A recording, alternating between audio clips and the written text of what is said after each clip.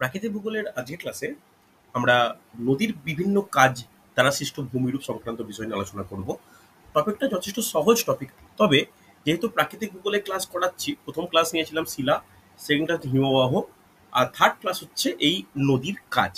দেখো, প্রথমেই বলে রাখি, যারা ওই দুটো ক্লাসের রেকর্ডিং পাওনি তারা কিন্তু আমার কাছে একটু যোগাযোগ করে নিও, আমি তোমাদেরকে রেকর্ডিংগুলো দিয়ে দেবো। তো নদীর বিভিন্ন কাজ এই টপিকটা আমি সেই অর্থে কোনো ব্যাচেই কখনো ক্লাস করাইনি, কারণ ততটাই গুরুত্ব দিতাম না। এখন দেখতে পাচ্ছি শুধু ডাব্লিউবিসিএস পরীক্ষা কেন, রেলের পরীক্ষা, ডাব্লিউবিপি, পিএসসির প্রতিটা পরীক্ষাতেই প্রাকৃতিক ভূগোল থেকে এই টপিক থেকে কোশ্চেন আসে। তো কোশ্চেন যেহেতু আসে, আমাদেরকে রেডি করে রাখা প্রয়োজন। টপিকটা তোমরা হয়তো ক্লাস 9-10 পড়েছো, কিন্তু সেই অর্থে তোমাদের কতটা মনে আছে আমি জানি না। আমি একদম বেসিক থেকে যে সমস্ত ইনফরমেশন দেওয়া প্রয়োজন সেইগুলো দেব।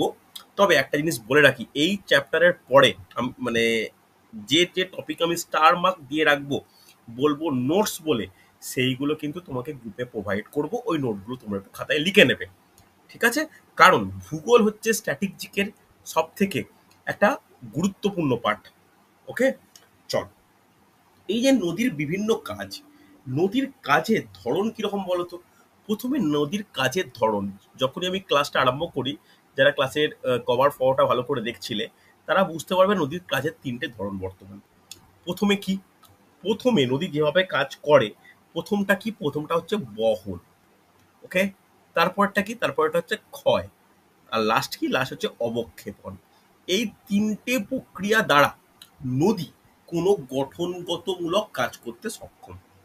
ওকে, কি কি?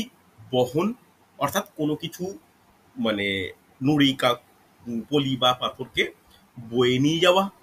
ক্ষয় বলতে কি? নিম্ন ক্ষয় বা পার্শ্ব ক্ষয়, দুটো ক্ষয়ের মাধ্যমে তার গভীরতা বা তার যে প্রশস্ততা বৃদ্ধি করা। আর অবক্ষেপণ, অবক্ষেপণ বলতে থিতিয়ে পড়া, এই যেটা পলি সঞ্চয় বলি আমরা, ঠিক আছে? এই তিনটে পদ্ধতির মাধ্যমে নদী সম্পূর্ণ কাজ করে।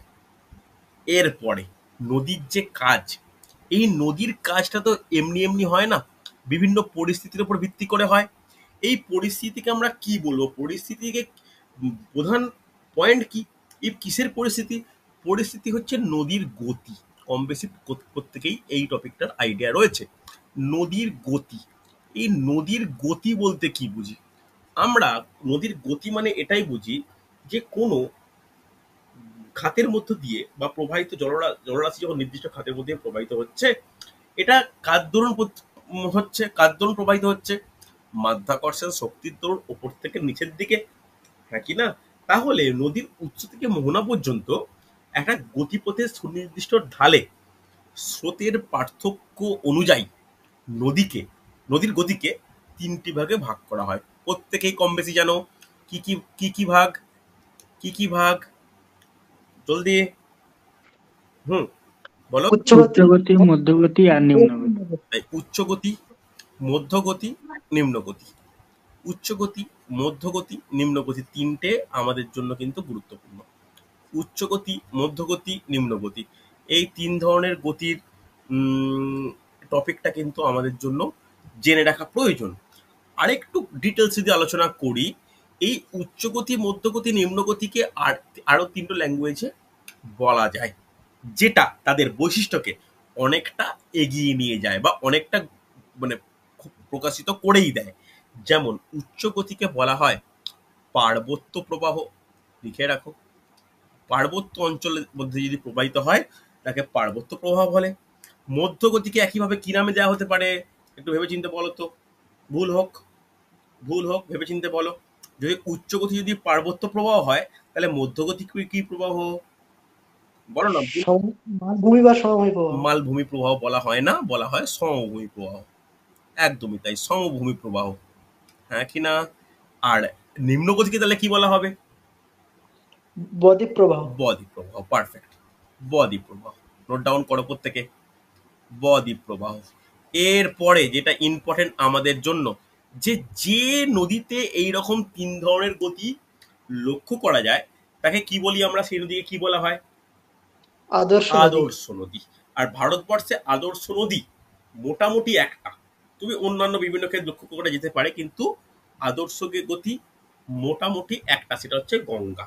তাহলে আমি যখন নদ নদী ক্লাস নিই বা তোমাদেরকে আমি রেকর্ডিং পাঠিয়েছিলাম, আচ্ছা একটা কথা বলে দিই, এই রোববার যারা আমার কাছে ক্লাস করছো, এই রোববার কিন্তু 50 নম্বরের ফুল ভূগোলের ওপর পরীক্ষা।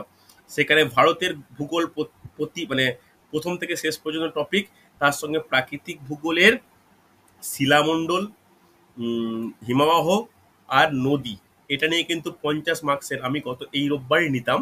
কিন্তু অনেকেই বললে যে আমার কমপ্লিট হয়নি তোমাদের লেখার নোটটা। আমি ওই নোটটা রেডি করার জন্য সময় দিলাম। আশা করব 10 দিন সময়ের মধ্যে নোট রেডি হয়ে যাওয়া উচিত ছিল। নোট রেডি হয়েও গেছেও। তো তোমাদের কিন্তু এবার ভালো করে পরীক্ষা দেওয়া উচিত। বুঝতে পারলে? ভালো করে প্রস্তুতি নাও। এই পার্টটা যদি রেডি একবার হয়ে যায়, দেখবে আর কোনো সমস্যা হচ্ছে না। তো রেডি করে নেওয়াটা একটু তোমাদের রেসপন্সিবিলিটির মধ্যেই পড়ে। ওকে, দেখো দেখো আমি ভারতের একটা প্রান্ত আঁকলাম। কোনটা আঁকলাম? আমরা আঁকলাম হচ্ছে হিমালয়ের পাদদেশ অঞ্চল। কেন আঁকলাম? এখানে আঁকতে চেষ্টা করেছি গঙ্গা নদীর গতি দেখানোর জন্য। তাহলে গঙ্গা নদী এইখানে উত্তরাখণ্ডের এখানে কোমুক থেকে উৎপত্তি লাভ করেছে, এইভাবে এসে এখানে দুটো ভাগে ভেঙে গেছে, এরকম ভাবে পড়েছে, হ্যাঁ কি না? জানি আমরা। তার মধ্যে একদম গোমুখ থেকে উৎপত্তি লাভ করে কতটা পর্যন্ত এর উচ্চগতি? কে বলবে? হরিদ্বার পর্যন্ত উচ্চগতি, হ্যাঁ কি না? আবার হরিদ্বার থেকে এইখানে রাজমহল পাহাড় পর্যন্ত মধ্যগতি। আবার রাজমহল পাহাড় থেকে মুর্শিদাবাদ যখন পশ্চিমবঙ্গে প্রবেশ করেছে, সেইখান থেকে হুগলি ভাগীরথী নাম নিয়ে যতক্ষণ না বঙ্গোপসাগরে পড়েছে, নিম্নগতি। এটা তিনটে পার্থক্য লক্ষ্য করা যায়। তাই গঙ্গা হচ্ছে আদর্শ নদী।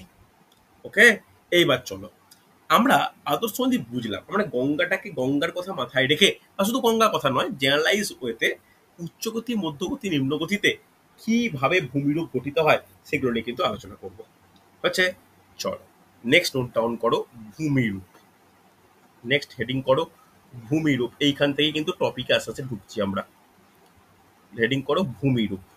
এই ভূমিরূপের আন্ডারে 1 নম্বর পয়েন্ট দিয়ে লেখো যে পার্বত্য অঞ্চল বা পার্বত্য গতি বা উচ্চগতি, পার্বত্য প্রবাহ বা উচ্চ গতিতে এই যে ভূমিরূপ সৃষ্টি হচ্ছে, কিসের কারণে হয়?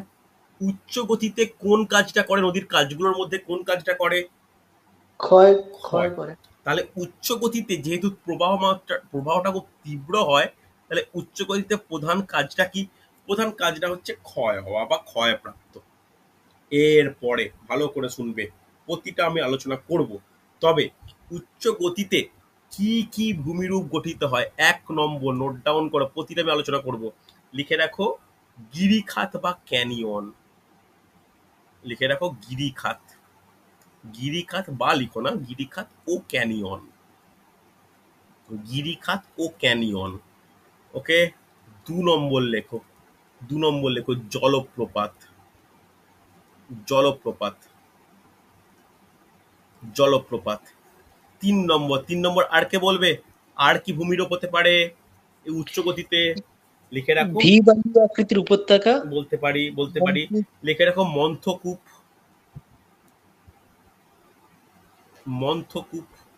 হ্যাঁ কিনা? প্রত্যেকটা ডিটেলস আলোচনা করব। তারপর লিখে রাখো, যেটা থেকে কোশ্চেন এসেছিল কোথায় দেখা যায়, লিখে রাখো 4 নম্বরে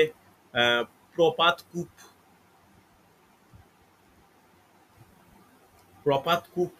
তারপর লিখে রাখো 5 নম্বরে আবদ্ধ শৈলশিরা। আবদ্ধ শৈলশিরা দিয়েও পিএসসি মিসলিনিয়াস পরীক্ষায় কোশ্চেন আসতে লক্ষ্য করা গেছে। আমি যখনই আলোচনা করব প্রত্যেকটা কিন্তু ইংলিশ টার্মগুলোও বলবো, ঠিক আছে? আর এই যে ভি আকৃতিটা বললে, আমি সেটা এই গিরিখাতার ক্যানিয়নের মধ্যেই আলোচনা করব। হচ্ছে, তাহলে আমরা এই যে উচ্চগতির যে ভূমিরূপ, এর মধ্যে 5টা পয়েন্ট নিয়ে ডিসকাস করব। 5টা পয়েন্ট কিভাবে গঠিত হয়, তার মধ্যে কি কি কারণে গঠিত হচ্ছে, আর কোথায় এগুলো দেখা যায়। ওকে, এটা কিন্তু আমাদের জন্য গুরুত্বপূর্ণ। চল প্রত্যেকে হেডিং করো আজকের নেক্সট পয়েন্ট, যে গিরিখাত ও ক্যানিয়ন। রোমান 1 দিয়ে লেখো গিরিখাত ও ক্যানিয়ন। যাদের আগের নোট নেই, শিলা আর হিমবাহ, একটু আমাকে কন্ট্যাক্ট করে আমি দিয়ে দেবো। এই রোববারে প্রত্যেকে পরীক্ষা দিও। গিরিখাত ও ক্যানিয়ন।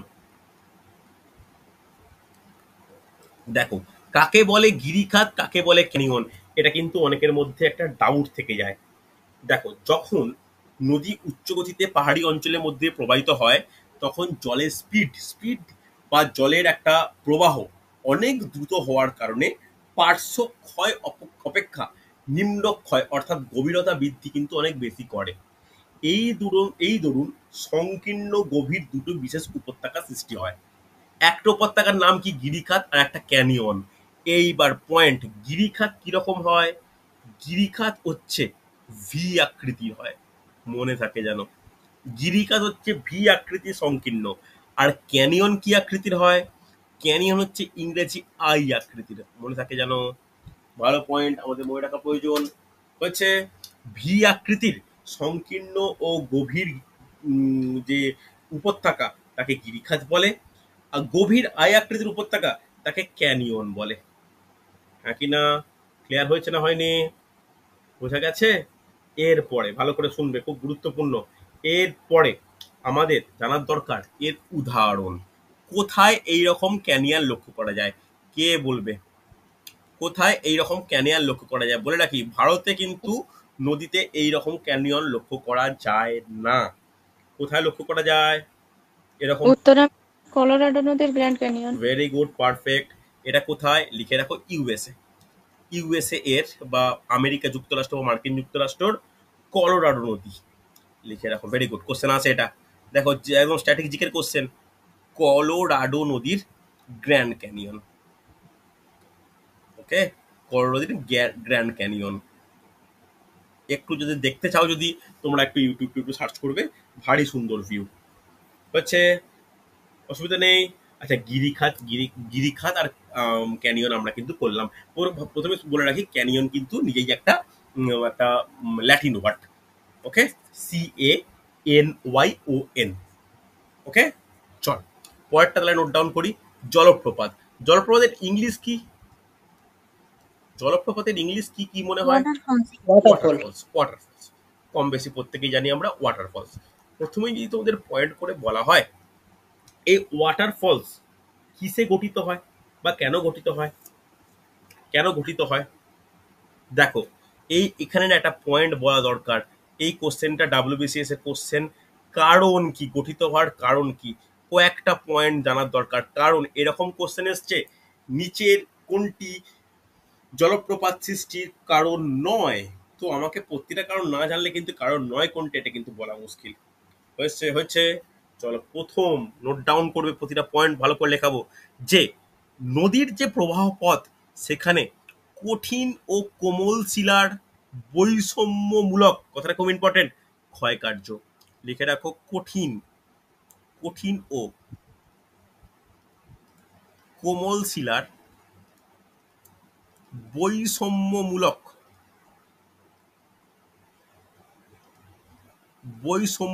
ক্ষয়কার্য। এই কথাটা কিন্তু ইম্পর্টেন্ট। ওকে, ভালো করে বুঝবি। তাহলে ব্যাপারটা কি? ধরো একটা প্রবাহ পথের মধ্যে কোনো কঠিন শিলা আছে, তাকে ক্ষয়কার্য করতে যতটা সময় সাপেক্ষ বা যতটা কঠিন, একটা কোমল ধরনের কোনো শিলাস্তর পেলে তাকে খুব তাড়াতাড়ি ক্ষয় হয়ে যায়। তাহলে হঠাৎ নদীর একটা গতিপথের যে সুসাম্যতা, সেটা নষ্ট হয়ে নদীর জল ওপর থেকে হঠাৎ নিচের দিকে পড়ে। আবার সেখানে কোনো কঠিন শিলা পায়, তার দরুন সেখান থেকে গিয়ে আবার একটা জলরাশি একইভাবে চলতে থাকে। তাহলে এই যে গ্যাপটা তৈরি হলে কার জন্য? কোনো কঠিন শিলাস্তরের মধ্যে তুলনামূলক অনেকটা নরম শিলাস্তর চলে আসার কারণে এই বৈষম্যমূলক ক্ষয়কার্যের দরুন কিন্তু জলপ্রপাত সৃষ্টি হয়। হচ্ছে, নেক্সট নোট ডাউন করে যাও, খুব গুরুত্বপূর্ণ। লিখে নাও যে যখন পর্বত বা মালভূমি, লিখে নাও, পর্বত বা মালভূমি যখন সমভূমিতে মেশে। ওকে, পর্বত বা মালভূমি যখন সমভূমিতে মেশে, বুঝতেই পারছো, নদী একটা হাইটের মধ্যে প্রবাহিত হচ্ছে, হঠাৎ করে সমভূমি চলে আসা মানে কি? নদীর জলটা তো সমভূমির মধ্যে আচারকে পড়বে, তার ফলে জলপ্রপাত সৃষ্টি হয়। হ্যাঁ কি না? বোঝা গেছে? আর একটা দেখো, আমি লাস্ট ক্লাসে হিমবাহ যখন পড়েছিলাম, ঝুলন্ত উপত্যকা নিয়ে বলেছিলাম। সেই ঝুলন্ত উপত্যকাতে কোনোভাবে যদি হিমবাহ গলে যায় তখন জলপ্রপাত সৃষ্টি হয়। নেক্সট পয়েন্ট খুব গুরুত্বপূর্ণ, লিখে নাও। ঝুলন্ত উপত্যকা হিমবাহ গলনের ফলে, ঝুলন্ত উপত্যকায় হিমবাহ গলনের ফলে, ওকে, খুব ইম্পর্টেন্ট পয়েন্ট। তবে কিন্তু এই জলপ্রপাত সৃষ্টি হয়। এরপরে যেটা আমি বলবো ভালো করে দেখো, এর উদাহরণ, এর উদাহরণ এইটাই তোমাদের বলার ব্যাপার। আমি গ্রুপে একটা নোট প্রোভাইড করব, যেটা স্টাডি মেটেরিয়াল। তোমরা একটা 2 পেজ ফাঁকা রাখতে পারো, না হলেও চলো, নোট এখানে নোট বলে একটা স্টার দিয়ে রাখো। তোমরা এই টপিকটা হয়ে গেলে আমি যে নোটটা প্রোভাইড করব সেই নোটটা প্রিন্ট আউট করে নেওয়া নয়, এটা খুব খুব একটা ভালো অভ্যাস নয় প্রিন্ট আউট করা। 1, 1.5, 2 পাতার জাপাতের নোট দেবো আমি এই জলপ্রপাতের ওপর। কেন, বিভিন্ন বাইরের দেশের জলপ্রপাত যেমন গুরুত্বপূর্ণ, ভারতেও কোন নদীর ওপর কোন জলপ্রপাত গড়ে উঠেছে সেটাও গুরুত্বপূর্ণ। তাই জলপ্রপাতের নোটটা একটা খাতায় পয়েন্ট করে টুকে রাখবে, ঠিক আছে? এটা কিন্তু নোট বলে লিখে রাখো। এখানে আর কোনো পেজ গ্যাপ দিতে বলছি না, কিন্তু আমি জলপ্রপাতের পর আমি যে মন্থকূপ পড়াবো তুমি সেখানে লিখে নাও। কিন্তু এই ক্লাসটা শেষ হয়ে যাওয়ার পরে তোমরা ওই নোট দেখে জলপ্রপাতের একটা নোট বানিয়ে নিও, সেটা কিন্তু পুরোপুরি ইনফরমেটিভ। ওকে, চলো, জলপ্রপাত কমপ্লিট। নেক্সট হচ্ছে মন্থকূপ। নেক্সট হচ্ছে মন্থকূপ। দেখো, আচ্ছা, মন্থকূপের ইংলিশ কেউ বলতে পারবে? মন্থকূপের ইংলিশ লিখে বলতে পারবে কেউ? লিখে রাখো পট হোল, POTHOLE হচ্ছে। দেখো ভালো করে শোনো, খুব গুরুত্বপূর্ণ। এখানে কি হয়, এখানে কেন কেন এরকম ভাবে গঠিত, এরকম ভাবে গঠিত হয় কেন, ভালো করে নোট ডাউন করবে। এর একটা কারণ জানা প্রয়োজন, যে অবঘর্ষ প্রক্রিয়ায়, অবঘর্ষ প্রক্রিয়ায় নদীকাতে সৃষ্ট ছোট ছোট গোলাকার গর্ত, তাকে মন্থকূপ বলা হয়। লিখে রাখো, পয়েন্টটা খুব গুরুত্বপূর্ণ। অবঘর্ষ প্রক্রিয়ায়, অবঘর্ষ প্রক্রিয়ায় নদীকাতে সৃষ্ট, নদীকাতে সৃষ্ট সৃষ্ট গোলাকার গর্ত, গোলাকার গর্ত, ওকে, তাকে কি বলা হয়? তাকে বলা হয় মন্থকূপ। মনে থাকবে, এটা কিন্তু খুব গুরুত্বপূর্ণ। এরপরে যেটা পয়েন্ট, উদাহরণ। কেউ যে উদাহরণ বলতে পারে তাকে বুঝবো তার নলেজ রয়েছে। মন্থকূপ কোথায় লক্ষ্য করা যায়? ভারতেই একটা নদীতে লক্ষ্য করা যায়। বলা যাবে কঠিন কোশ্চেন, অবশ্যই কঠিন কোশ্চেন। কারো কোনো আইডিয়া আছে? যারা 9, 10 স্টুডেন্টদের ভূগোল টুগোল পড়াও তারা হয়তো পারতে পারো। লিখে রাখো যে মধ্যপ্রদেশের, নোট ডাউন করো, মধ্যপ্রদেশের জব্বলপুরে,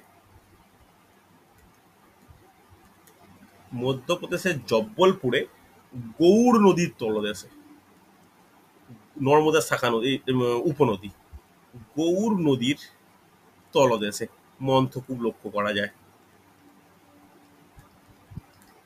হচ্ছে, দেখো পয়েন্টগুলো কিন্তু ইম্পর্টেন্ট। নেক্সট পয়েন্ট, নেক্সট মন্থকূপ তো বললাম, এরপর হচ্ছে প্রপাতকূপ।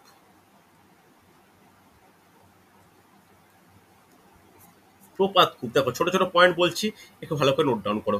এই প্রপাতকূপ ব্যাপারটা কি আগে একটু জেনে নেওয়া প্রয়োজন। প্রপাতকূপ কোনটা? যখনই এটা একটা ছবি এঁকে দেখাই, ছবি এঁকে দেখানোর প্রয়োজন, নাহলে তোমরা বুঝতে পারবে না। ধরো জলরাশি, একটা জলপ্রপাতের মতো করে জল কন্টিনিউ জলটা এখানে পড়ছে, ভালো করে বোঝো। জল নিশ্চয়ই বুঝতে পারছো, জলপ্রপাত পড়ে আবার জলটা প্রবাহিত হচ্ছে, তাহলে জলের ডিরেকশন হচ্ছে এই দিকে। জলের ফোর্সটা কাজ করছে কোন জায়গাটায়? জলের প্রধান ফোর্সটা কাজ করছে যেখানে লাল পেনে দেখাচ্ছি, এরকম ভাবে একটা জলের ফোর্স কাজ করছে। ক্রমাগত বহু বছর ধরে জলপ্রপাতের পাদদেশে জলস্রোতের সঙ্গে শিলাখণ্ডের ঘর্ষণে একটা এই রকম আকৃতির সৃষ্টি হয়। আকৃতি ভালো করে বোঝো, এই রকম একটা আকৃতির গর্ত সৃষ্টি হয়। তাহলে এর মধ্যে একটা কনস্ট্যান্ট জল অবস্থান করে, ওকে, এইটাকে বলা হয় প্রপাতকূপ হচ্ছে।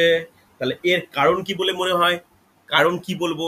লিখে রাখো জলপ্রপাতের, লিখে রাখো জলপ্রপাতের পাদদেশে গঠিত হয়। এটা একমাত্র জলপ্রপাতের পাদদেশে ছাড়া অন্য কোনো জায়গায় গঠিত হতে পারে না। বোঝা গেছে? জলপ্রপাতের পাদদেশে দীর্ঘকালীন ভাবে জলের ও শিলাখণ্ডগুলির আঘাতের ফলে যে অভ্যন্তরের কিছুটি অংশ জুড়ে যে কূপ সদৃশ্য আকার গঠিত হয় তাকে প্রপাত কূপ বা প্লাউঞ্জ পুল বলে।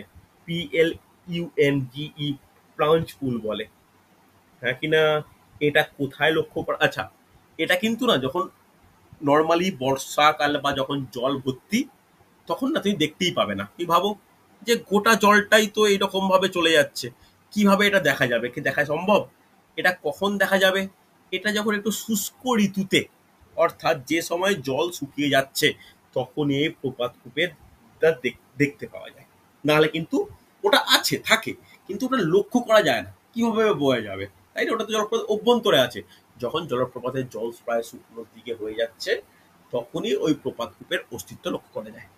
উদাহরণ কোথায় লক্ষ্য করা যায় বলতে পারবে?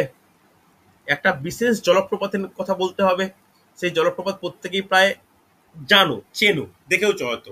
সেটা হচ্ছে আমাদের প্রতিবেশী রাজ্য, এটা ঝাড়খণ্ডের হুড্রু জলপ্রপাত। লিখে নাও, হুড্রু জলপ্রপাত। তাহলে হুড্রু জলপ্রপাত কোন নদী? বলো কোন নদী? সুবর্ণরেখা নদী। সুবর্ণরেখা নদী। সুবর্ণরেখা নদী হচ্ছে, দেখো পয়েন্টগুলো করো, পয়েন্টগুলো তোমার জন্য খুব গুরুত্বপূর্ণ। নেক্সট, যে ইন্টারলকিং স্পার, যেটাকে বলি আবদ্ধ শৈলশিরা। নেক্সট নোট ডাউন করবে যে আবদ্ধ শৈলশিরা। Last point, interlocking spur, SPUR, আবদ্ধ শৈলশিরা। আবদ্ধ শৈলশিরা ব্যাপারটা কি? ব্যাপারটা কি জানো, মোটামুটি মোটামুটি তোমরা বুঝতেই পারছো যে কি বলতে চাইছি। এটা দেখতে কেমন হয় দেখো, আমি ছবিতে কতটা আঁকতে পারবো বোঝা মুশকিল। দেখতে দেখো,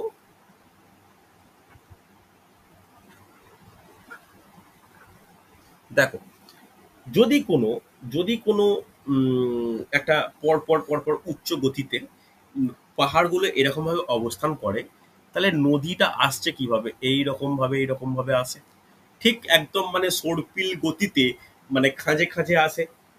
দূর থেকে টানা কন্টিনিউ জলরাশি তুমি লক্ষ্য করতে পারবে? তুমি একদমই পারবে না। কন্টিনিউ জলরাশি লক্ষ্য করাই যাবে না। মনে হবে একটা জায়গায় একটা আবদ্ধ অবস্থায় বর্তমান। তাহলে এই আবদ্ধ বা শৃঙ্খলিত বলে মনে করা হওয়ার কারণে একে আবদ্ধ শৈলশিরা বা ইন্টারলকিং স্পার বলা হয়। বোঝা গেছে? এই বাঁধাপে বারবার এঁকে বেঁকে যে প্রবাহিত হচ্ছে, এটা প্রায় যে সমস্ত নদীর, এর উদাহরণ যদি বলি, যে সমস্ত নদী পার্বত্য অঞ্চলে উৎপত্তি লাভ করে প্রতিটা নদীতেই লক্ষ্য করা যায়। তবে যেহেতু আমাদের বিশেষ নদী গঙ্গাতেও এরকম দেখা যাচ্ছে, তাই আমরা গঙ্গা নদীর কথাটা উল্লেখ করছি। হ্যাঁ কিনা? কথাটা ক্লিয়ার? ভালো করে দেখো, এটা কিন্তু ইম্পর্টেন্ট হচ্ছে। চল, নেক্সট আমরা হেডিং করব কি? নেক্সট ভূমিরূপের হেডিং হবে মধ্যগতি। নেক্সট হেডিং করো মধ্যগতি। মধ্যগতিতে বা সমভূমি প্রবাহতে কি কি লক্ষ্য করা যায়? দেখো, সমভূমি প্রবাহ বা মধ্যগতিতে যখনই নদী এসে পড়ছে, নদীর কি পরিবর্তন হয়? নদীর কোনটা পরিবর্তন হয়? কি কে বলবে? নদীর কোনটা পরিবর্তন হয়? কোন বৈশিষ্ট্যের পরিবর্তন হয়? পার্বত্য গতি গতিবেগ। গতিবেগ। গতিবেগের গতিবেগ হঠাৎ করে একটা স্পিডটা কমে যাচ্ছে। যখনই একটা উচ্চতার পার্থক্য তখনই স্পিড বেশি, না হলে স্পিড কমে যাচ্ছে। তাহলে এই উচ্চ গতিতে কি কি গঠিত হয়? 1 নম্বর নোট ডাউন করো, পলল ব্যাজনী। নাম শুনে থাকবে, কনফার্ম শুনে থাকবে। এখন হয়তো মনে হচ্ছে আচ্ছা হ্যাঁ শুনেছিলাম, অনেকদিন আগে ছিল পলল ব্যাজনী, যাকে ইংলিশে কি বলা হয়? Alluvial fan. লিখে নাও, অ্যালুভিয়াল ফ্যান। ওকে। 2 নম্বর নোট ডাউন করো। 2 নম্বর মধ্যগতিতে সৃষ্ট ভূমিরূপের মধ্যে গুরুত্বপূর্ণ হলো রিভার বেন্ড, বা যাকে আমরা বলি নদী বাঁক। নদী বাঁক লিখে রাখো, রিভার বেন্ড। River bend. এছাড়া কি বলতে পারি যেটা আমাদের জন্য গুরুত্বপূর্ণ, এটা অনেকেই শুনে থাকবে, বারবার ইউজ হয়, অশ্বক্ষুরাকৃতি হ্রদ। শুনেছো কিন্তু প্রত্যেকেই, অশ্বক্ষুরাকৃতি হ্রদ। এই অশ্বক্ষুরাকৃতি হ্রদের ইংলিশ কি বলতে পারবে? অক্সবো লেক, অক্সবো লেক হচ্ছে, এই তিনটে কিন্তু ইম্পর্টেন্ট। এই তিনটে নিয়ে ডিটেলস আলোচনা করব, কিভাবে গঠিত হয় আলোচনা করব, আর কোথায় কোথায় দেখা যায় সেটা আলোচনা করব, নাকি না? চল নেক্সট। প্রথম হেডিং করো পলল বেজনী।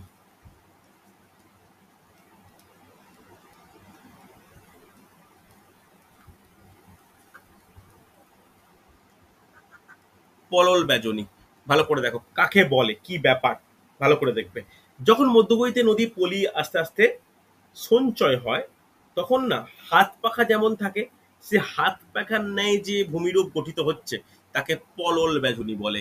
তাহলে দেখতে কেমন হয় লিখে রাখো, হাত পাখার ন্যায় ন্যায় ভূমিরূপ।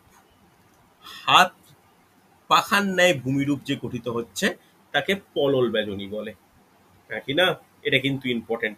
যেমন ভালো করে শুনবে, বুঝে নেওয়া উচিত যে একটা ধরো পার্বত্য অঞ্চল, এই নদীটা হঠাৎ করে এইরকম ভাবে এসে সমভূমিতে পড়ে গেল, এটা সমভূমি, সমভূমিতে পড়লো। তাহলে সমভূমিতে যে পড়লো, সমভূমি কি এইটাই থাকবে? এই তো এরকম ভাবে বিভিন্ন ভাবে একটা কি করে, একটা এরকম ভাবে তার শাখা প্রশাখা বিস্তার করার চেষ্টা করে, হ্যাঁ কি না? শাখা প্রশাখা বিস্তার করেও ফেলে। সেই কারণে এই অংশে বিভিন্ন শাখা নদীরও সৃষ্টি হয়ে যায়, বাকি অংশে পলি সঞ্চিত হতে হতে ওই শাখা প্রশাখাগুলো কি হয়ে যায়, ওই শাখা প্রশাখাগুলো আস্তে আস্তে অবলুপ্ত হয়ে যায়। কিন্তু কোনো পাহাড়ের থেকে যখন হঠাৎ করে পড়ে, এইরকমই একটা দেখো একটা একটা একরকম মানে শৃঙ্খলাকার একটা ভূমিরূপের সৃষ্টি হয়, একে বলা হয় পলল বেজনী। কেন বলা হচ্ছে, এর এইটুকু অংশ জুড়ে পুরো পলি মানে দ্বারা গঠিত হয়, এরকম পুরো পলি দ্বারা গঠিত। এই যে পলিগুলো হঠাৎ করে ওপরে ছিল, সেগুলো উচ্চ গতিতে থেকে হঠাৎ করে এসে পড়লো, একে আমরা বলি পলল বেজনী। দেখতে পুরো হাত পাখার মতো। কথাটা ক্লিয়ার? চলো কোথায় লক্ষ্য করা যায়, কোথায় লক্ষ্য করা যায়, কি বললাম? হরিদ্বার, বলো বলো বলো, ঠিক বলছো। হরিদ্বার ও ঋষিকেশের কাছে। দেখা দেখা যায়। তাহলে এটাকে আরো স্পেসিফাই করে বললে কি বলতে পারি, যে লিখে রাখো হিমালয়ের পাদদেশ। উদাহরণ লিখে রাখো, হিমালয়ের পাদদেশ। ওকে, একদমই ঠিক বলেছো, কোনো অসুবিধা নেই। হিমালয়ের পাদদেশ শুধুমাত্র গঙ্গার ক্ষেত্রে নয়, যে কটা নদী উত্তর অংশ থেকে বা হিমালয় থেকে এসে সমভূমিতে পড়েছে, প্রত্যেকের ক্ষেত্রে এরকম পলল বেজনী লক্ষ্য করা যায়। ঠিক আছে, যারা দেরি করে জয়েন করেছো বা আগের ক্লাসে রেকর্ডিং নেই, কাইন্ডলি নোট ডাউন করো। আর এটা রিকোয়েস্ট করবো, এক্সামের প্রিপারেশন ভালো করে নিতে চাইলে তোমরা কিন্তু রোববার পরীক্ষাটা দিও। রোববার আমি বিকেল 3টের সময় লিঙ্ক দেবো, সোমবার সকাল পর্যন্ত লিঙ্ক ওপেন থাকবে। ঠিক আছে, চলো 2 নম্বর পয়েন্ট করো পলল বেজনীর পরে। নদী বাঁক। নদী বাঁক, দেখো নদী বাঁক এটার প্রথম পয়েন্ট, নদী বাঁক সৃষ্টি হয় কেন, নদী বাঁক সৃষ্টি হয় কেন? দেখো ভালো করে শোনো, এই পরবর্তী গতিটা কি, মধ্যগতির পরবর্তী গতিটা কি? মধ্য, যখনই উচ্চগতির পরের মধ্যগতি, মধ্যগতির পরে হচ্ছে নিম্নগতি, নিম্নগতিতে তো স্পিডটা কমে যাচ্ছে। যখনই একটা রাস্তায় গাড়ি, সামনের গাড়ি ধীরে চলতে আরম্ভ করে, অটোমেটিক্যালি পিছনের গাড়িও তার স্পিড কি কন্ট্রোল করতে হয়। সেই কারণে মধ্যগতিতেও কি হয়, স্পিড ধীরে ধীরে কমতেই থাকে। এই কমতে থাকার কারণে মানে বোঝা বৃদ্ধি হতে থাকে, যা নিম্নগতি তখন। তার কারণ হচ্ছে পিছনের পাটে, পিছনের পাটে বলতে ঠিক মধ্যগতিতে একের পর এক বাঁক সৃষ্টি হয়। এই বাঁকগুলোকে ভালো করে শুনবে, গ্রিক দেবতা মিয়েন্ড্রাসের নাম অনুসারে মিয়েন্ডার বলা হয়। অনেক জায়গায় দেখবে এই মিয়েন্ডার দিয়ে কোশ্চেন আসে, WBCS এ কোশ্চেন এসেছিল, রেলের পরীক্ষায় কোশ্চেন এসেছিল। এই মিয়েন্ডার কি, মিয়েন্ডার কি ডাইরেক্ট কোশ্চেন এসেছিল। অনেকে মিয়েন্ডারকে নদীর মানে কোশ্চেন অপশানে ছিল নদীর দ্বারা ঘটিত ক্ষয়কার্য, বায়ু দ্বারা ঘটিত ক্ষয়কার্য, হিমালয় দ্বারা ঘটিত ক্ষয়কার্য, মরুভূমিতে ঘটিত ক্ষয়কার্য। অ্যান্সার কি হবে, নদী দ্বারা গঠিত ক্ষয়কার্য। এটা গ্রিক পৌরাণিক দেবতা মিয়েন্ডেসের নাম অনুসারে যে কোনো নদী যদি হঠাৎ এরকম মানে এরকম ভাবে আসতে গিয়ে হঠাৎ করে যদি একটা দারুণ টার্ন নেয়, এইরকম ভাবে দিক পরিবর্তনকারী টার্ন, তাহলে এই অংশটাকে আমরা কি বলি, নদী বাঁক বলি, হচ্ছে নদী বাঁক বলি। এই নদী বাঁকের পরের স্টেপ কি হয় কে বলবে? আচ্ছা, আগে এক্সাম্পল দেখাই। এর উদাহরণ কোথায় লক্ষ্য করা যায়? কোথায় লক্ষ্য করা যায়? লিখে রাখো, নদিয়া জেলায়। নদিয়া জেলায়, আমাদের পশ্চিমবঙ্গের নদিয়া জেলায় দুটো নদী আছে। কি কি? ভাগীরথী ও জলঙ্গি। এখানে কিন্তু লক্ষ্য করা যায়, ভাগীরথী ও জলঙ্গিতে লক্ষ্য করা যায়। ওকে, বলতে পারবে ভাগীরথী ও জলঙ্গি কোন নদী, মানে কোন কোন জায়গায় এসে মিশেছে? কোন জায়গায় এসে মিশেছে কে বলতে পারে? এটা জিকের কোশ্চেন। কোন জায়গায় এসে মিশেছে? এটা হচ্ছে ভাগীরথী। এইরকম ভাবে জলঙ্গি এসে ভাগীরথীতে মিশে গেছে। বলা যাবে এটা কোন স্থান? এটা কোন স্থান? বলো, বলা উচিত তো, এটা বলা উচিত। এটা কোন স্থান? এটা এটা হচ্ছে ভাগীরথী নদী। এইখান থেকে এইটা এসছে, মিশেছে হচ্ছে জলঙ্গি নদী। এটা কোন স্থান জানো? দেখো, তিনটে স্থানের জায়গার নাম বলি। এইখানে একটা বিখ্যাত শহর, এইখানে একটা বিখ্যাত শহর, এই জায়গাটা একটা বিখ্যাত শহর, এইখানে একটা ঘাট আছে অবশ্যই। বলা যাবে? নামগুলো বলছি, জিকের মতো করে মনে রাখো। এই জায়গাটা হচ্ছে নবদ্বীপ, এই জায়গাটা নবদ্বীপ। এটা কি? এটা হচ্ছে মায়াপুর। এইটা হচ্ছে কৃষ্ণনগর শহর, এটা কৃষ্ণনগর শহর। মনে থাকবে? বোঝা গেছে? দেখা, যারা ওই অঞ্চলে গেছে তারা জানো যে এই দুটো নদী কখনো কিন্তু জলের রেখা মানে জলের যেটা মেশে না। একটা নবদ্বীপের দিকটায় ভাগীরথীর পুরো একদম পলি সমৃদ্ধ হলুদ জল, আর জলঙ্গির হচ্ছে নীলাভ নীলাভ জল।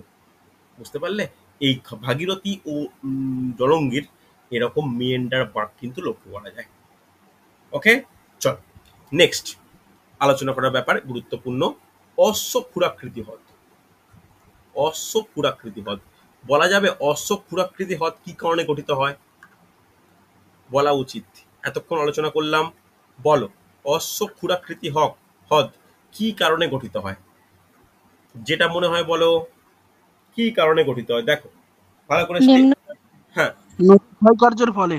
না একদমই ঠিক আছে, ভুল কিছু না, কিন্তু আমি এতক্ষণ যেটা বললাম মিয়েন্ডার টিয়েন্ডার বুঝিয়ে, সেখানে কি হয় দেখো, স্টেপ গুলো দেখো। একটা নদী এরকম ভাবে প্রবাহিত হয়ে যাচ্ছে। ওকে, নদীটা কি? নদীটা আরো এরকম ভাবে প্রবাহিত হলো, তাহলে নদীটা কি হলো? নদীটা কি সৃষ্টি হচ্ছে? নদী বাঁকের সৃষ্টি হচ্ছে। তারপরে নদীটা আরো এরকম ভাবে বেঁকে গিয়ে প্রবাহিত হলো, হতেই পারে, কোনো অসুবিধা নেই। নদীটা বেঁকে প্রবাহিত হচ্ছে, হতেই পারে। এরপরে আস্তে আস্তে বাঁকের পরে দেখা যায় যে না, এই যে এতটা হয়ে গেছে, ও এই জাস্ট স্টেটে পরস্পর মিশে গেছে। তাহলে এর পরের স্টেপ কি হয়? এই যে অংশটা যে পড়ে আছে, এটাই আস্তে আস্তে একটা গ্যাপ সৃষ্টি হওয়ার দরুন এইরকম একটা আকৃতি তৈরি হয়ে যায়। হ্যাঁ কি না? এরকম একটা আকৃতি সৃষ্টি হয়ে যায়, যেখানে জলরাশি অবস্থান করে বটে, কিন্তু নদীর প্রবাহ থেকে সম্পূর্ণ আলাদা। নদী আবার পাশ দিয়ে প্রবাহিত হয়ে চলে যায়। হ্যাঁ কি না? তাহলে এইরকম যে হ্রদ সৃষ্টি হয়, এটাকে বলা হয় অশ্বক্ষুরাকৃতি হ্রদ। তাহলে অশ্বক্ষুরাকৃতি হ্রদ, এই হ্রদটা গঠিত হয় কিসের কারণে? এই হ্রদটা গঠিত হয় প্রথমে নদী বাঁকের কারণে। সেই নদী বাঁকের থেকে আস্তে আস্তে নদী যখন বিচ্ছিন্ন হয়ে যায়, তখন কিন্তু অশ্বক্ষুরাকৃতি হ্রদ সৃষ্টি হয়। হচ্ছে এই অশ্বক্ষুরাকৃতি হ্রদ পশ্চিমবঙ্গের একটা জেলায় প্রচুর লক্ষ্য করা যায়। বলতে পারবে কোন জেলায়? অশ্বক্ষুরাকৃতি হ্রদ পশ্চিমবঙ্গের কোন জেলায় লক্ষ্য করা যায়? যে কোনো পরীক্ষার জন্য গুরুত্বপূর্ণ, জলদি বলো, বলো বলো, জয়শ্রী, দেবাশিস, বলো, কি মনে হয় বলো? সুন্দরবন হতে পারে। না, সুন্দরবন তো নিম্ন প্রবাহ হয়ে যাচ্ছে। কি করে সুন্দরবন বলতে পারো? হুম, গঙ্গা নদীতে মুর্শিদাবাদে, পারফেক্ট, সুন্দর। মুর্শিদাবাদের কাছে। মুর্শিদাবাদের কাছে পারফেক্ট, সংযুক্ত, নোট ডাউন করে নাও। মুর্শিদাবাদ, একদমই তাই, মুর্শিদাবাদ। মুর্শিদাবাদ জেলা, খুব ইম্পর্টেন্ট কোশ্চেন এটা, পিএসসি বিজনেস পরীক্ষায় এসেছিল। অশ্বক্ষুরাকৃতি হ্রদ, তুমি যদি একটু কিছু না, এখন তো গুগল মানে গুগল ম্যাপ প্রত্যেকেরই আছে। একটা ম্যাপে একটা নদী দেখো না, যে পুরো মানে নদীটা এসছে এরকম ভাবে, এইরকম ভাবে, এইরকম ভাবে, এইরকম ভাবে ভাগীরথী নদী প্রবাহিত হয়েছে। ভালো করে দেখো, নদীর একটা কি আছে জানো, নদী প্রতি মুহূর্তে গতিপথ চেঞ্জ করে। যখনই এরকম গতিপথগুলো সোজা হয়ে যাবে, বাকি অংশগুলো হদে হদে পরিণত হয়ে যাবে। বুঝতে পারলে? এটা কিন্তু ভালো কোশ্চেন ছিল যে মুর্শিদাবাদ জেলায় ভাগীরথী নদীর তীরে এই রকম অশ্বক্ষুরাকৃতি হ্রদ প্রচুর লক্ষ্য করা যায়। হচ্ছে হ্যাঁ কি না? কোনো অসুবিধা নেই? চলো এরপর হেডিং করো স্যার নিম্ন। এই হ্যাঁ বলো। এই যে সঙ্গম, নবদ্বীপ, মায়াপুর, কৃষ্ণনগর, হুম। এই যে তিনটা যে মিলনস্থলে একটা নাম থাকে না? না, এটা মিলনস্থল। দেখো আমাদের যদি পশ্চিমবঙ্গের কথা দেখি না, পশ্চিমবঙ্গে এরকম মিলনস্থল অনেক আছে। ঠিক আছে, আমরা যখন তুমি যদি দেখবে আমার নদ নদী ক্লাসের দ্বিতীয় ক্লাসে যেখানে এই গঙ্গা নদীর আলোচনা করেছিলাম, সেখানে গঙ্গার এইরকম বেঁকে বেঁকে এসে প্রত্যেকটা জায়গায় যে মিশে যে উৎপন্ন হচ্ছে, সেই পয়েন্টগুলো রুদ্রপ্রয়াগ, কর্ণপ্রয়াগ, বিষ্ণুপ্রয়াগ এগুলো বলেছিলাম। আর একদম শেষ শেষ পজিশনে যেখানে যমুনা এসে মিশছে প্রয়াগরাজ, সেটাও বলেছিলাম। হ্যাঁ কি না? সেই সমস্ত প্রত্যেকটা মানে মিলনস্থলকে প্রয়াগ বলা হতো, সেই প্রয়াগের নাম আমাদের পড়তে হতো। কিন্তু পশ্চিমবঙ্গ কেন? প্রতিটা ভারত বা বাংলার অংশটা তো নদীমাতৃক দেশ। এখানে প্রত্যেকটা নদীর সঙ্গে মিশছে। ঠিক আছে, যদি আমি মেদিনীপুর ডিস্ট্রিক্টের কথা বলি, দেখো ভালো করে বোঝো, মেদিনীপুর ডিস্ট্রিক্টের কথা বলি, একটু আলোচনাই হোক, যদি যদি নদীটাই আলোচনা করছি। এখানে দ্বারকেশ্বর বাঁকুড়া ডিস্ট্রিক্টের মধ্যে দিয়ে আসছে। শিলাবতী বাঁকুড়া হয়ে পশ্চিম মেদিনীপুর হয়ে দুটো নদী এইরকম জায়গায় মিলল। এই জায়গাটা কোথায় মিলল? এই জায়গাটা হচ্ছে কোলাঘাট, জায়গার নাম প্রত্যেকেই শুনেছো যারা মেদিনীপুর থেকে দূরে থাকো। সেই কোলাঘাট থেকে 13 কিলোমিটার উত্তরে এই রূপনারায়ণ নদী এরকম ভাবে আসছে। ভালো করে শোনো, রূপনারায়ণ নদী আসছে। এই রূপনারায়ণ নদী মিশছে কোথায়? রূপনারায়ণ নদী মিশে গেল গঙ্গাতে। ভালো করে শোনো, রূপনারায়ণ নদী গঙ্গায় বা হুগলিতে এরকম ভাবে মিশে গেল। এই যে এটাও দেখো মিলনস্থল তো, তাহলে এই মিলনস্থলে কি কোনো নাম দেওয়া যেতে পারে? নাম দেওয়া যায় না। এই যে যেখানে মিশল রূপনারায়ণ নদী, এটা রূপনারায়ণ, এই দিকটা হচ্ছে হুগলি চলে যাচ্ছে, হুগলি নদী একদম বে অফ বেঙ্গলের দিকে। এইখানে তিনটে জেলার ক্রস হয়েছে। তিনটে জেলা কি কি? এইটা হচ্ছে পূর্ব মেদিনীপুর জেলা, এইটা হচ্ছে হাওড়া জেলা, এটা হচ্ছে দক্ষিণ 24 পরগনা জেলা। এই সুন্দর এদের মধ্যে একটা মানে কি বলবো রুট রয়েছে, একটা ট্রায়াঙ্গেল, একটা যোগাযোগ ব্যবস্থা রয়েছে এর মাধ্যমে, লঞ্চের মাধ্যমে। এর মিলনস্থলে না কোনো নাম হয় না। আবার আরেকটা অবাক লাগবে, একদম সেই ছোটনাগপুর মালভূমি থেকে উৎপত্তি লাভ করে এই হাওড়া জেলার এইখানেই মিশেছে কে? দামোদর নদী গঙ্গায় পড়েছে। হ্যাঁ কি না? তাহলে প্রত্যেকটা কিন্তু মিলনস্থল, কিন্তু এরকম মিলনস্থলে কিন্তু নাম নেই। এমনকি বলতে পারি যে মিলনস্থলের যেখানে মিলছে তার চারদিকে কিছু tourist spot as well as picnic spot বা কোনো প্রাচীন শহর গঠিত বা অবস্থিত। কথাটা কি আর দেবাশিস বোঝা গেছে? নাম বলা কিন্তু সেই অর্থে নেই, বা নাম বলার স্কোপও নেই। আমাদের কোশ্চেন আছে টেট পরীক্ষার জন্য গুরুত্বপূর্ণ। দেখো গঙ্গা তো খুব সুপ্রাচীন একটা নদী। পশ্চিমবঙ্গে যদি পশ্চিমবঙ্গের মানচিত্রটা আঁকি, একটু বলে দিই, যখন কথাটা প্রশ্ন এলো, যখন একটু আলোচনাই করি। দেখো পশ্চিমবঙ্গের ম্যাপ আঁকতে অনেকেই একটু হোঁচট খায়, চেষ্টা করবে একটু আঁকতে পারার। আমি বলবো না যে মানে সুন্দর করে আঁকো, কিন্তু আঁকতে পারাটা উচিত। দেখো মোটামুটি পশ্চিমবঙ্গের ম্যাপ এইখানে। এই অংশটা হচ্ছে পুরোপুরি বদ্বীপ বদ্বীপ ও সুন্দরবন অংশ। গঙ্গা নদীর গতিপথটা কোথায়? গঙ্গা নদী এইখান থেকে আসছে, ইউপি বিহার হয়ে ঢুকছে। ইউপি বিহার হয়ে এই জায়গাটায় গঙ্গা নদী একটু মানে চওড়া হয়েছে, প্লাস রাজমহল পাহাড়ে ধাক্কা লাগছে। ধাক্কাকে তার মেনটা চলে যাচ্ছে বাংলাদেশে। মেন শাখা চলে গেল কিন্তু বাংলাদেশে। কি নাম নিয়ে গেছে? পদ্মা। পদ্মা নাম নিয়ে গেছে। তার একটা নিচের অংশ খুব ছোট্ট শাখা, আমি এটা বারবার বলি, খুব সরু শাখা। গঙ্গার কিন্তু যে জলরাশি আমি দেখি, তার মানে কি বলবো, মানে তার 3 গুণ পদ্মার জলরাশি। মেন চলে গেছে কিন্তু পদ্মায়। এই কারণে এই জায়গাটায় একটা বাঁধ বসানোর প্রয়োজন হয়েছে। কি বাঁধের নাম? ফারাক্কা বাঁধ। ফারাক্কা। এই বাঁধ রেখে তবে জলরাশিকে এই দিকে ট্রান্সফার করা যাচ্ছে। এছাড়াও সিডার ক্যানেলের সাহায্যে জলকে পাঠানো হয়। এইবার ভালো করে বোঝো, এটা গঙ্গার কোন দিক? এটা হচ্ছে ছোটনাগপুর মালভূমির দিক। প্রচুর নদী বর্তমান, যারা ভালো করে দেখো এই দিক থেকে উৎপত্তি লাভ করে পুরো প্যারালালি এসে গঙ্গায় পতিত হয়েছে।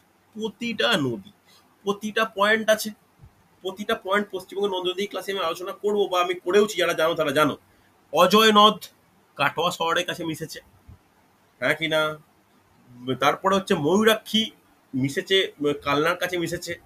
সরস্বতী নদী এখন হচ্ছে অবলুপ্ত, সেই সরস্বতী নদী ত্রিবেণী বলে একটা জায়গা রয়েছে হুগলি জেলার, সেইখান থেকে উৎপত্তি লাভ করে আবার হাওড়া জেলা সাঁকরাইলের কাছে গঙ্গায় মিশেছে। দামোদর নদী মিশেছে এই যে দেখালাম ছবিতে, গড়চুমুক বলে একটা জায়গার কাছে। রূপনারায়ণ মিশেছে কোথায়? গাদিয়ারার কাছে, বা গেউখালি গাদিয়ারার ক্রসিং এ মিশেছে। আবার লাস্টে কোথায়? হলদিয়ার কাছে হলদি নদী মিশেছে। প্রতিটা নদী কিন্তু মিশেছে। কথাটা বুঝতে পারলে? এটা কিন্তু গুরুত্বপূর্ণ, ভালো করে বোঝো। আমরা উপনদী কাকে বলে, শাখা নদী কাকে বলে জানি। উপনদী কাকে বলে? অন্য জায়গা থেকে উৎপত্তি লাভ করে সেই নদীতে পড়লে তাকে উপনদী বলে। কিন্তু কিন্তু যদি জলঙ্গির কথা আলোচনা করি বা ইছামতির কথা আলোচনা করি, তাহলে এখান থেকে বেরিয়ে গিয়ে এখানে পড়েছে, তাহলে সেটা কি? সেটা শাখা নদী। কথাটা ক্লিয়ার? বোঝা গেছে? উৎপত্তি লাভ করে অন্য জায়গায় পড়েছে, দ্যাট ইজ শাখা নদী। বোঝা গেছে? ক্লিয়ার তো মোটামুটি? হ্যাঁ স্যার। চল হ্যাঁ স্যার। চল আরো ডিটেলস যখন পশ্চিমবঙ্গের সঙ্গে আলোচনা করবো তখন বলা যাবে। কোন এখন টপিকে থাকি, চলো হেডিং করে নাও নিম্নগতি। নিম্নগতি বলো শাহরুখ, নিম্নগতিতে কি কি ভূমিরূপ লক্ষ্য করা যায়? সংযুক্তা পারলে বলো।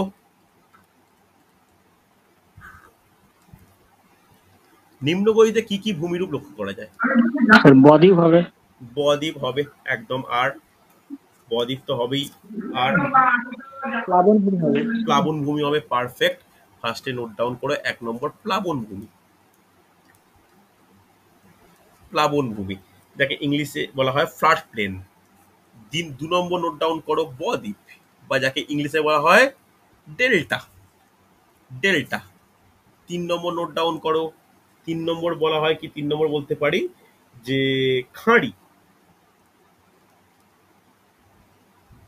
খাঁড়ি এই তিনটেই মোটামুটি ইম্পর্টেন্ট, এই তিনটেই মোটামুটি ইম্পর্টেন্ট। ওকে চল, এই প্রথমে হেডিং করো প্লাবন ভূমি। প্লাবন ভূমি যাকে হচ্ছে ফ্ল্যাট প্লেন বলা হয়। এই প্লাবন ভূমি কি হয় গঠিত হয়, বা প্লাবন ভূমির ব্যাপারটা কি? কে বলবে? প্লাবন ভূমির ব্যাপারটা কি, বা প্লাবন ভূমি বলতে আমরা কি বুঝি? বলা যাবে? দেখ, যখন নিম্নগতিতে গভীরতা কমে যায় তখন দুকুলে মাঝে মাঝে প্লাবিত হতে পারে। সেই প্লাবিতর ফলে নুড়ি কাকড় বালি জমে যে সমভূমি গঠিত হয় তাকে কি বলা হয়? তাকে প্লাবন ভূমি গঠিত হয়। ঠিক আছে, বোঝা গেল? এবার প্লাবন ভূমি কোথায় লক্ষ্য করা যায়? প্লাবন ভূমি লক্ষ্য করা যায় বিহারের রাজমহল অংশ। লিখে নাও, বিহারের রাজমহল অঞ্চল, রাজমহল পাহাড় অঞ্চল, রাজমহল পাহাড় অঞ্চল। ওকে, প্লাবনভূমি লক্ষ্য করা যায়। এছাড়া শুধু প্লাবনভূমি গঙ্গা বলে নয়, অ্যামাজন, ইয়াংসিকিয়াং, হোয়াংহো নদীর তীরেও কিন্তু গড়ে উঠেছে। হচ্ছে চলো নেক্সট আমি আলোচনা করে দিই যে খাঁড়ি। লাস্টে আমি বদ্বীপ নিয়ে আসছি। খাঁড়ি, এই খাঁড়ি ইংলিশে কি বলা হয়? এস্চুয়ারি বলা হয়। এস্চুয়ারি বা খাঁড়ি বলে। এই খাঁড়ি বলতে কি কেউ বলতে পারবে? কেউ বলা যাবে? খাঁড়ি বলতে কি বুঝি আমরা? কে বলবে? দেখো, নদীর মোহনায়, ভালো করে শোনো, মোহনা অঞ্চল একদম শেষ শেষ প্রান্ত। নদীর মোহনায় যদি জলের বেগ খুবই বেশি থাকে, ভালো করে শোনো, জলের স্রোতের বেগ যদি খুব বেশি থাকে, বা যদি কোনো কারণে সমুদ্রের জোয়ার প্রবল হয়, তাতে না কি হয় বলতো? তাতে না যে পলিটা সঞ্চয় হওয়া দরকার ছিল সেটা হতে পারে না। ঠিক আছে, এই সঞ্চিত না হতে পারার ফলে কি হয়ে যায়? সঞ্চিত না হতে পারার ফলে নদীর মোহনায় কোনো বদ্বীপ তৈরি হয় না। এই বদ্বীপ যখন তৈরি হচ্ছে না, তখন এই যে পলি টলি যেগুলো আছে সেগুলোকে বহু দূরে মানে অনেকটা চওড়া, নদীটা অনেক চওড়া হয়ে তাদের সাইডে সাইডে সঞ্চয় করে। বুঝতে পারলে? এই যে সাইডে যে সঞ্চয় করছে লম্বা একটা পাড় জুড়ে, তাকে খাঁড়ি বলা হয়। বুঝতে পারলে? খুব একটা গভীর হয় না, অত্যাধিক চওড়া হয়, একে খাঁড়ি বলা হয়। বুঝতে পারলে? এই খাঁড়ি কোথায় লক্ষ্য করা যায়? প্রথমেই নোট ডাউন করে কোশ্চেন আসে, দীর্ঘতম খাঁড়ি। দীর্ঘতম খাঁড়ি বলা যাবে, লিখে রাখো ওব নদীর মোহনা। ওব নদীর মোহনা। খাঁড়ি কিন্তু মোহনায় সৃষ্টি হয়। এছাড়া আর কি খাঁড়ি এক্সাম্পল বলতে পারি, যে টেমসের মোহনা। টেমস, টেমস নদী, লন্ডনে বিখ্যাত টেমস নদী, এই টেমস নদীর মোহনায় কিন্তু খাঁড়ি লক্ষ্য করা যায়। হচ্ছে হ্যাঁ কি না? এরকম কিন্তু আমাদের পরীক্ষার জন্য গুরুত্বপূর্ণ। হয়েছে না হয়নি? ক্লিয়ার তো? চল, এরপরে একটা হেডিংই করো বদ্বীপ বলে। এই কারণে বদ্বীপটাকে আলাদা করে লেখাচ্ছি। বদ্বীপ, দেখো বদ্বীপ কেন গঠিত হয় সেই নিয়ে তোমাদের একটা ধারণা মোটামুটি আছে, যে নিম্ন গতিতে কি হচ্ছে, নিম্ন গতিতে নদী বাহিত পলি কালি বাধা সঞ্চিত হয়ে মাত্রাবিহীন বা গ্রিক লেটার ডেল্টার মতো আকৃতি তৈরি করলে তাকে বদ্বীপ বলা হয়। হ্যাঁ কি না? এটা হচ্ছে একটা গ্রিক অক্ষর ডেল্টার সঙ্গে তুলনা করে বিখ্যাত ঐতিহাসিক হেরোডোটাস, নাম শুনেছ, এর নাম দেয় ডেল্টা। ঠিক আছে? এইবার মনে রাখা দরকার, ভালো করে শুনবে, এই রকম বদ্বীপ ক ভাগে ভাগ করা যায়। এই বদ্বীপের এটা কিন্তু আমাদের জন্য গুরুত্বপূর্ণ। এটা বদ্বীপকে দুটো ভাগে লেখো, এটা ডিটেলস আলোচনা করব। বদ্বীপকে দুটো ভাগে লেখো। একটা লেখো অবস্থান অনুসারে, অবস্থান অনুসারে, আর একটা লেখো গঠন অনুসারে।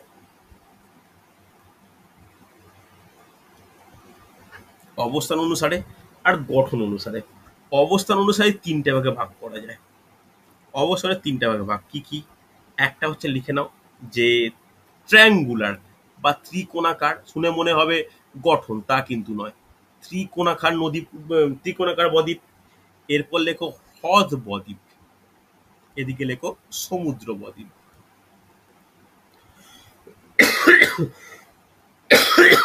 হচ্ছে? বোঝা গেছে? দেখো, ত্রিকোণাকার বদ্বীপ কাকে বলে, ছোট ছোট করে লিখে রাখা প্রয়োজন, ভালো করে শুনবে, খুব ইম্পর্টেন্ট।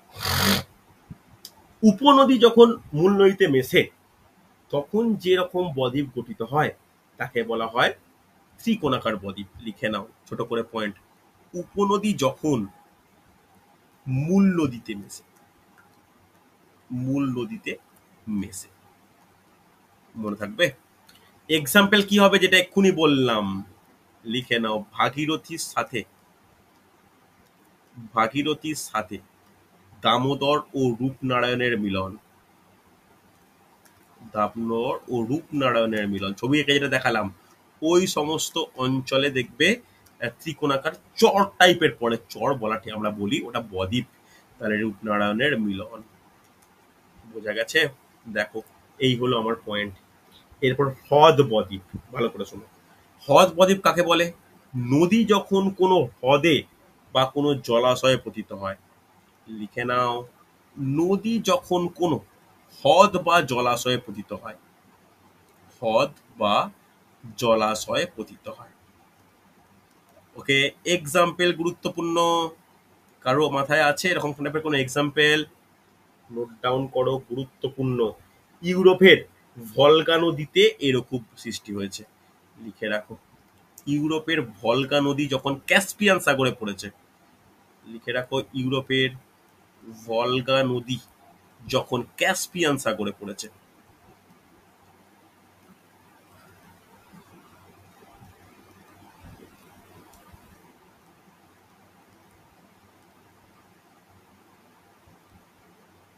বুঝছে? এরপরে সমুদ্র বদ্বীপ। সমুদ্র বদ্বীপ মানে বুঝতেই পারছো, লিখে রাখো নদীর মোহনা। নদীর মোহনা বলতে সমুদ্র যখন মোহনায় বা সাগরে এসে পড়েছে। এর এক্সাম্পল কি? সব থেকে বাস্তবিক এক্সাম্পল সুন্দরবন। সুন্দরবন। বোঝা গেছে? নোট নোট রেডি হচ্ছে। এরপর চল গঠন অনুসারে। গঠন অনুসারে কটা ভাগ করতে পারি?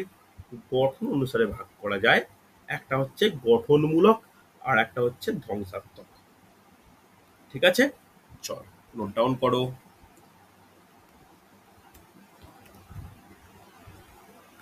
একটা হচ্ছে কনস্ট্রাকটিভ, একটা ডিস্ট্রাকটিভ। লিখে রাখো গঠনমূলক। একটা হচ্ছে ধ্বংসাত্মক।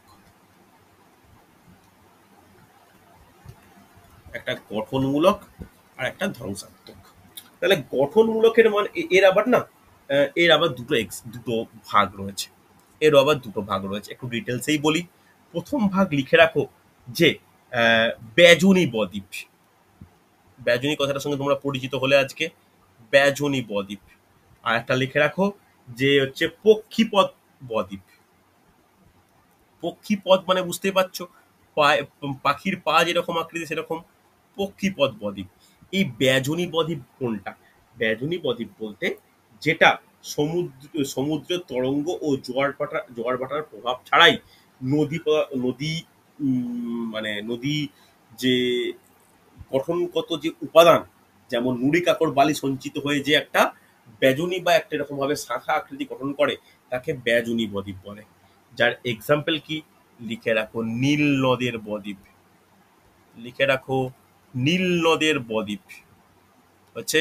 আর পক্ষীপদ বলতে পায়ের কোনো জানো, পাখির পা জানো, একটা জায়গা থেকে অগ্রপদ যেটা হয় পাখির থেকে কিভাবে প্রত্যেকটা আলাদা আলাদা ভাগ হয়ে যাচ্ছে, তার এক্সাম্পল কি? পক্ষীপদ বদ্বীপ। লিখে রাখো মিসিসিপি বদ্বীপ, মিসিসিপি নদীর বদ্বীপ। দেখো প্রচুর ইনফরমেশন দিয়ে রাখছে কিন্তু। হচ্ছে এরপরে ধ্বংসাত্মক। ধ্বংসাত্মক বলতে যখন সমুদ্রের তরঙ্গ আর জোয়ার ভাটা একসঙ্গে ক্রিয়া করার দরুন মানে নদী মানে আকৃতি অনবরত পরিবর্তন হচ্ছে, যার যেখানে কেউ বসবাস বা কোনো ভৌগোলিক পরিবেশ সৃষ্টি হতেই পারে না। একটা বছর আছে তো পরের বছর সেটা জলের তলায় চলে গিয়ে অন্য স্থানে বদ্বীপ গঠিত হতে পারে, তাকে বলা হয় ডিস্ট্রাকটিভ ডেল্টা বা ধ্বংসাত্মক বদ্বীপ। তার মধ্যে প্রথম পয়েন্ট লিখে রাখো তরঙ্গ প্রভাবিত। তরঙ্গ প্রভাবিত অর্থাৎ কি বলতে পারি, যেটা সমুদ্রের ওয়েভ দ্বারা নিয়ন্ত্রিত। আর একটা কি? জোয়ার ভাটা, জোয়ার ভাটা প্রভাবিত, জোয়ার ভাটা প্রভাবিত। এক্সাম্পল আমার জন্য গুরুত্বপূর্ণ। তরঙ্গ প্রবাহিত লিখে রাখো সান ফ্রান্সিসকো নদী।